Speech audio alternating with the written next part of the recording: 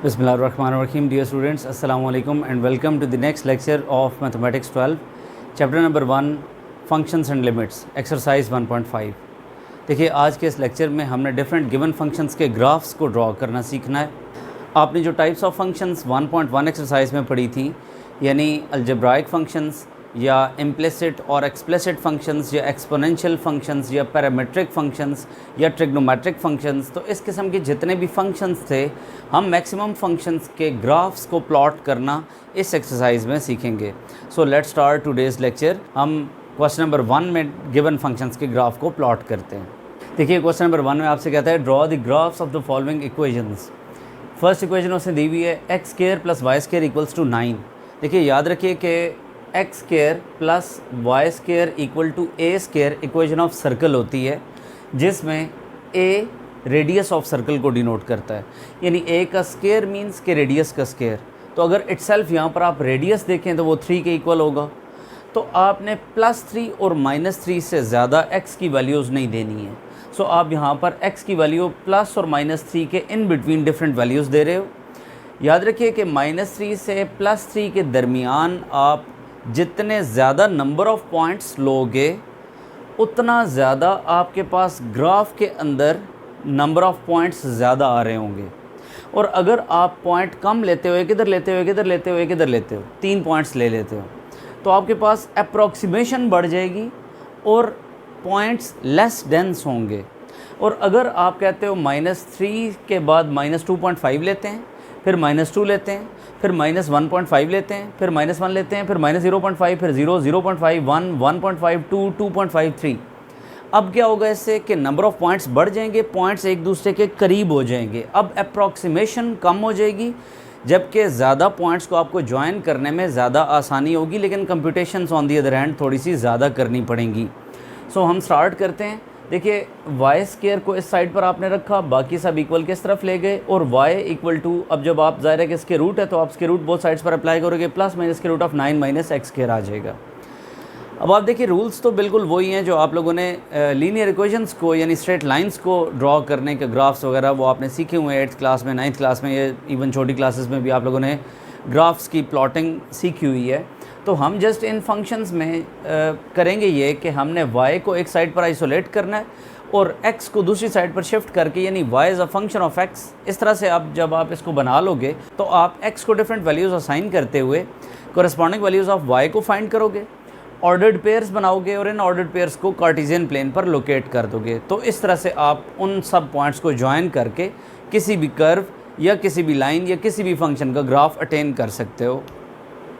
तो हमने -3 से +3 तक ये तमाम x की वैल्यूज़ दी। देखिए -3 जब मैं यहाँ पर दूंगा तो +9 आएगा और 9 - 9 का आंसर 0 हो जाएगा। इसी तरह जब मैं यहाँ पर -2 दूंगा तो ये +4 आएगा और 9 - 4 स्क्वायर रूट ऑफ 5 हो जाएगा। स्क्वायर रूट ऑफ 5 को जस्ट मैंने डेसिमल में +-2.2 लिख दिया। इसी तरह से -1 जब मैंने दिया तो उसको मैंने +-2.8 लिख दिया। ऑल्दो कि ये एक इर्रेशनल नंबर है और इसकी ज़्यादा आप डेसिमल प्लेसेस लिखें, लेकिन फिर भी आप ज़ाहिर है कि ग्राफ को एक अप्रॉक्सीमेशन कर रहे होंगे, यानी 2.831784 आ रहा है मिसाल के तौर पर, तो आप उसे ग्राफ पर कहाँ लोकेट करेंगे, तो इसलिए आप उसे राउंड ऑफ कर दें अप टू 1 डेसिमल प्लेस। तो ये आपकी जस्ट आसानी के लिए, कोई स्टूडेंट नहीं करता तो तब भी ठीक है, कोई ऐसा सच इशू नहीं है। उसके बाद 0 जब आपने इसको दिया तो स्क्वायर रूट ऑफ 9 आ जाएगा और plus minus square root of 3 answer आ जाएगा एज आउटपुट।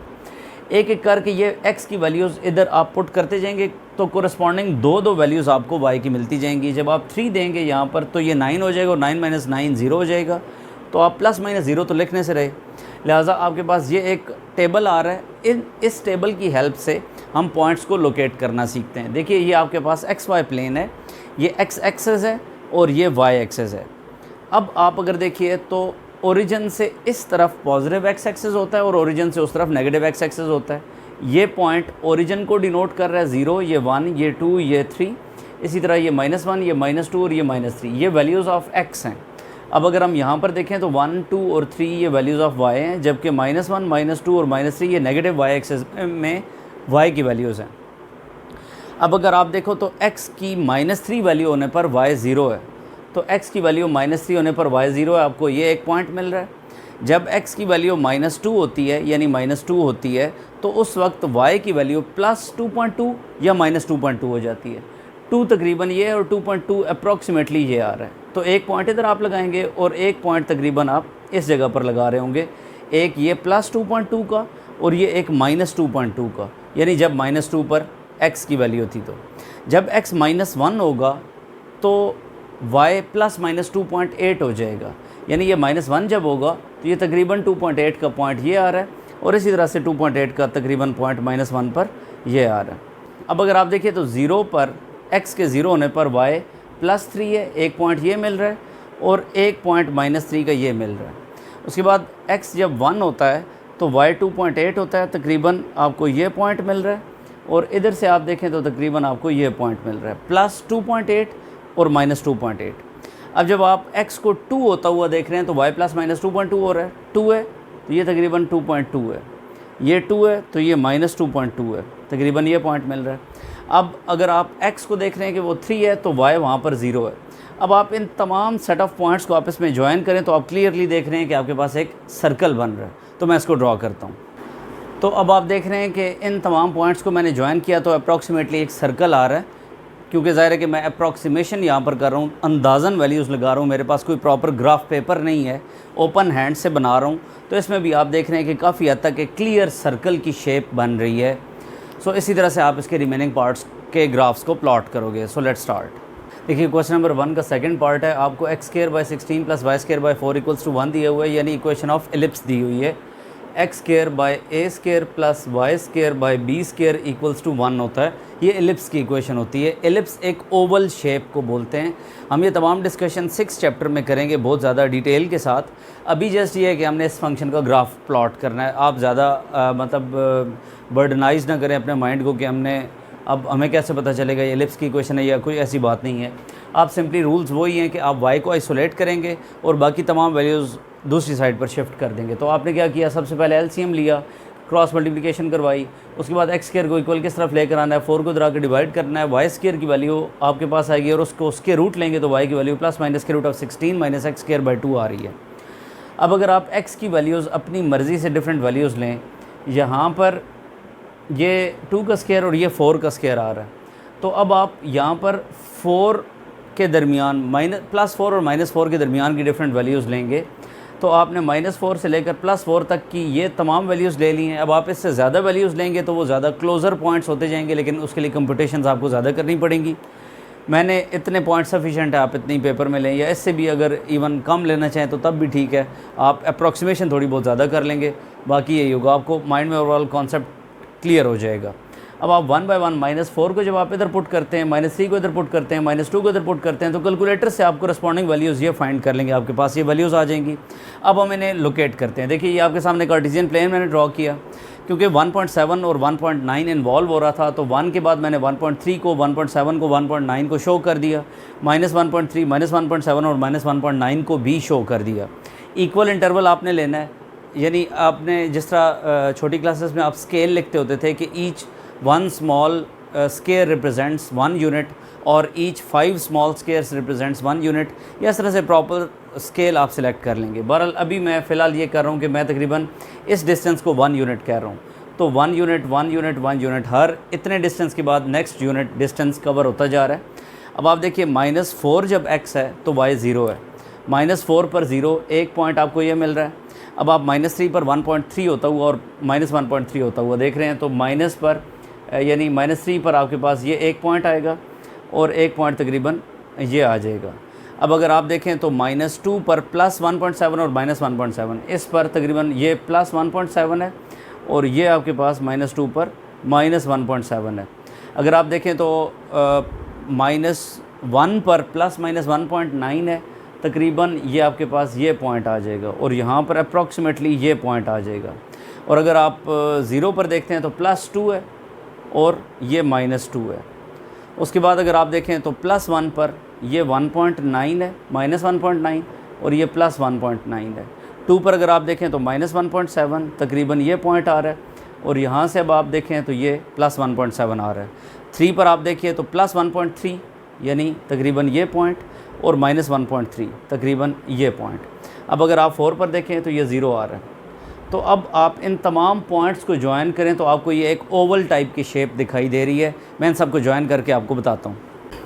तो अब आप ये देख रहे हैं कि हमने इन तमाम पॉइंट्स को ज्वाइन किया तो ये एक ओवल टाइप की शेप यानी एलिप्स आपके पास जनरेट हो रहा है। सो इसी तरह से आप डिफरेंट क्वेश्चंस को करेंगे। हम अब इसके बाद एक्सपोनेंशियल फंक्शन के ग्राफ्स को प्लॉट करना सीखते हैं। तो अब आप देखिए इसके थर्ड पार्ट में y = e⁻²x यानी आपको नेचुरल एक्सपोनेंशियल फंक्शन का ग्राफ दिया गया है कि इक्वेशन दी गई है, फंक्शन दिया गया है जिसको आपने इसका ग्राफ प्लॉट करना है। आप देखिए यहाँ पर x की डिफरेंट वैल्यूज़ आप देते जाएँ 0, 0.5, 1, 1.5, 2 एंड सो ऑन। तो आप देख रहे हैं कि y की वैल्यूज़ बहुत ज़्यादा बड़ी होती जा रही हैं। अब मैं अगर इसके बाद 2.5 या 3 लेता हूँ तो वो बहुत बड़ी वैल्यू हो जाएगी, लिहाजा मुझे उसको शो करने की ज़रूरत नहीं है, इतने पॉइंट सफिशेंट हैं। और अगर आप नेगेटिव में भी लेना चाहते हैं तो तब भी आप देख सकते हैं कि e की पावर नेगेटिव में कुछ नंबर आ जाएगा तो वो वेरी स्मॉल होता जाएगा। तो अभी अगर मैं 0 से स्टार्ट करता हूँ तो 0 पर 1 ये पॉइंट, 0.5 पर तकरीबन 2.7, 1 पर तकरीबन 7.4, 1.5 पर 20, 2 पर अगर आप देखें तो ये तकरीबन 54 के करीब जा रहा है। तो इसी तरह से 2.5 या 3 पर जाएंगे तो वो बहुत ही ऊपर चला जाएगा। तो अगर हम इसके पीछे जाते हैं तो ये इसके करीब होता जाएगा लेकिन इसके साथ कभी भी टच नहीं करेगा। तो आपके पास ये ग्राफ की शेप तकरीबन इस तरह से एक कर्व आ रही होगी, ये चीज़ आ रही होगी। तो ये आपके पास नेचुरल एक्सपोनेंशियल फंक्शन का ग्राफ आ जाएगा। आप इसको बैकवर्ड भी एक्सटेंड कर सकते हैं बाय टेकिंग नेगेटिव वैल्यूज़। तो आई थिंक आपको ये क्लियर है। फोर्थ पार्ट करते हैं। देखिए अब आपने फोर्थ पार्ट में एक्सपोनेंशियल फंक्शन y = 3 का ग्राफ प्लॉट करना है। देखिए अब आप इसको x की डिफरेंट वैल्यूज़ दे सकते हो। मैंने 0, 1, 2, 3, 4 ले ली। आप नेगेटिव वैल्यूज़ भी ले सकते हो और इससे ज़्यादा की वैल्यूज़ भी ले सकते हो, लेकिन आप देख रहे हैं कि ये वैल्यूज़ बहुत बड़ी होती जा रही हैं तो हमें इससे ज़्यादा इसको लेने की ज़रूरत नहीं है।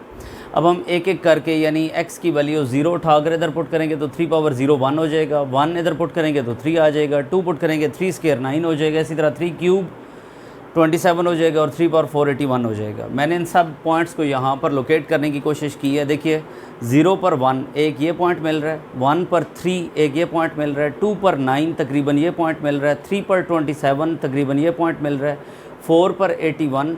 तो आपके पास ग्राफ की शेप तकरीबन वही आ रही है जो अभी पिछले क्वेश्चन में आ रही थी।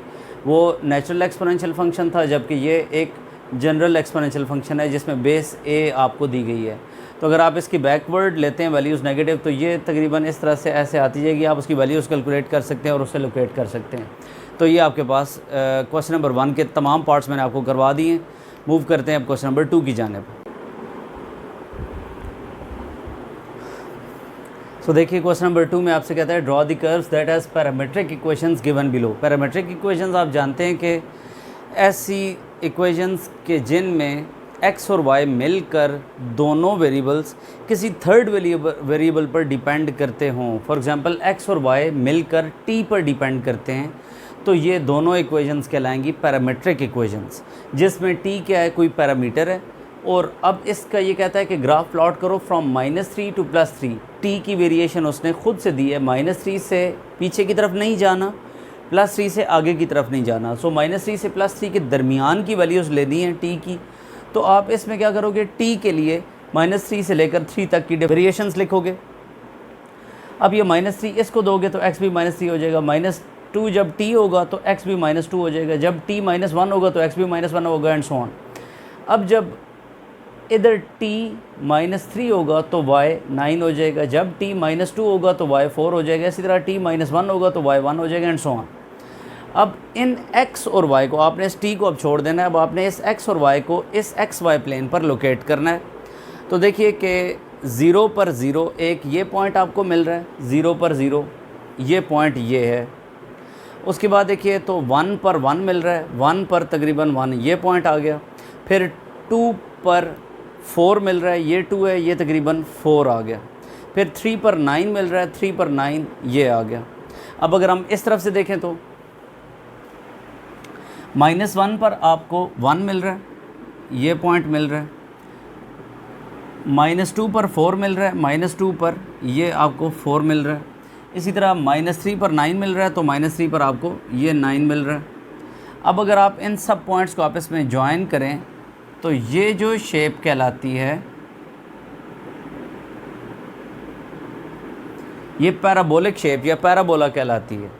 सो हमने इसको प्लॉट किया by using these parametric equations. I think कि आपको ये भी समझ आ रहा है। आप इसका सेकंड पार्ट खुद करेंगे, मैं नेक्स्ट पार्ट इसका करवा रहा हूँ। सो देखिए क्वेश्चन नंबर 2 के थर्ड पार्ट में x = सेकेंड थीटा और y = tan थीटा दिया हुआ है, यानी x और y दोनों मिलकर थर्ड वेरिएबल थीटा पर डिपेंड कर रहे हैं। सो ये पैरामेट्रिक इक्वेशंस हैं जिसमें से थीटा एक पैरामीटर है। देखिए कि आप अगर ऐसा कर दें कि बजाय कि आप थीटा की वैल्यूज़ अलग से कैलकुलेट करके x और y को दें सेपरेटली, उससे बेहतर ये है कि आप इधर इनको डायरेक्टली ऐसे रिप्रेजेंट करें कि y x पर डायरेक्टली डिपेंड करने लग पड़े। तो हमने यहाँ पर स्केलिंग करवा दी बोथ साइड्स पर और सब्ट्रैक्शन करवा दी। x² - y² = सेकेंड² theta - tan² theta, ये 1 के इक्वल हो जाएगा। अब इधर से आप वैल्यू ऑफ y फाइंड कर रहे हो तो ये इसके इक्वल आ रही है। अब आप इसमें डिफरेंट ये वैल्यूज़ यहाँ पर पुट कर रहे हो तो देखिए कि बाकी सारी तो एज इट इज़ होंगी। 0 जब यहाँ पर आएगा तो 0 का स्क्वायर 0 हो जाएगा और square root of -1 complex number not defined हो जाएगा। तो आपने लिख दिया कि 0 पर ये डिफाइंड नहीं है। बाकी अब मैंने इन तमाम पॉइंट्स को यहाँ पर लोकेट किया। अब अगर आप इन तमाम पॉइंट्स को आपस में ज्वाइन करते हैं तो आप देख रहे हैं कि आपके पास ये एक इस तरह से कर्व आ रही है और इसी तरह अगर आप इस तरफ देख रहे हैं तो आपके पास तो इसमें भी आपके पास ये देखिए कि ये एक और कर्व आ रही है। तो ये आपके पास इसका ग्राफ बन रहा है। आई थिंक कि आपको ये तमाम ग्राफ्स पैरामीट्रिक इक्वेशंस के, एक्सपोनेंशियल फंक्शंस के और एक्सप्लिसिट फंक्शंस के ये ग्राफ्स ड्रॉ करने क्लियर हो चुके हैं। सो अब आने वाले लेक्चर के अंदर हम remaining 2 questions of this exercise उनको हम कंप्लीट करते हुए इस चैप्टर को एंड करेंगे। उसके बाद हम चैप्टर नंबर 2 पर मूव कर जाएंगे। So keep watching this channel. अगर आपको ये वीडियोस पसंद आ रही हैं तो प्लीज़ शेयर करें और मैक्सिमम स्टूडेंट तक इस चैनल को पहुंचाएं। Thank you so much for watching. Take care. अल्लाह हाफिज़।